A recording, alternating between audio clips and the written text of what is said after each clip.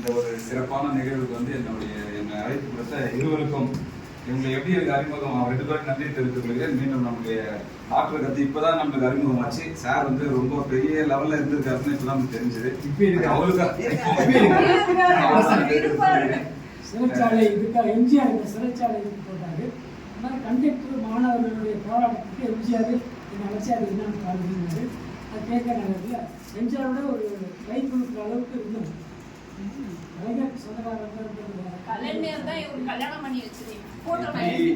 ஒரு எக்ஸ்பீரியன்ஸா டாக்டர் கிட்ட மேடம் வந்திருக்காங்க, கண்டிப்பா அவங்க இவங்களோட வருவாங்கன்றது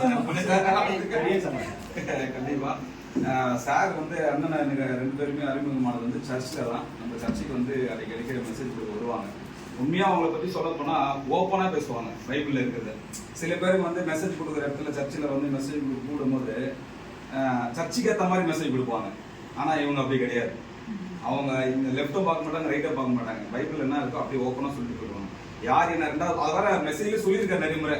ஏன்னா நீங்க கூப்பிட்டாலும் சரி, சில பேருக்கு என்ன பிடிக்காம போயிடும், சில பேருக்கு அடுத்த முறை ஒரு கூப்பிடாதீங்கன்னு சொல்லுவீங்க.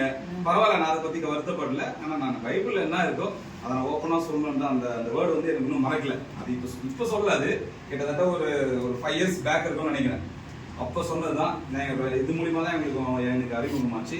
ரெண்டாவது, இந்த ஃபீல்டை குறித்து இன்னைக்கு இருக்கிற ஸ்ட்ராட்டஜிக்கல் பார்த்தீங்கன்னா சைக்காட்ரிக் வந்து நிறைய பேர் யூஸ் பண்ண மாட்டாங்க. ஆனால் இது ரொம்ப ரொம்ப ரொம்ப முக்கியமான ஒரு விஷயம், எல்லாருக்கும் தேவையான விஷயம்.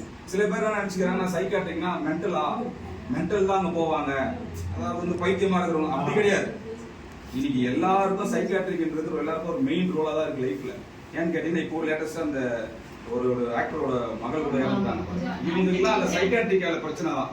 அவங்களுக்கு ஒரு 10 நிமிஷம் மேடம் மரியாதை சார் மரியாதை கொஞ்சம் பேசினாங்கனாலே அந்த ஒரு செகண்ட் டைவர்ட் ஆயிடுவாங்க. அந்த ஒரு 10 minutes அந்த டைமை ஸ்பெண்ட் பண்ணாதனால தான் இந்த மாதிரியான விபரீதங்கள் நடக்குது. ஆனா இன்னைக்கு இருக்கிற சர்க்கம்ஸ்டன்ஸ்ல பாத்தீங்கன்னா எல்லா மெடிக்கல் எல்லா சம்பந்தப்பட்ட டிசீஸ்க்கும் டேப்லெட் இருக்கு, மருந்து இருக்கு, எல்லாமே கொடுப்பாங்க. பட் சைக்காட்ரி இந்த மாதிரி ஸ்ட்ரெஸ்ஸுக்கு வந்து கிடையாது.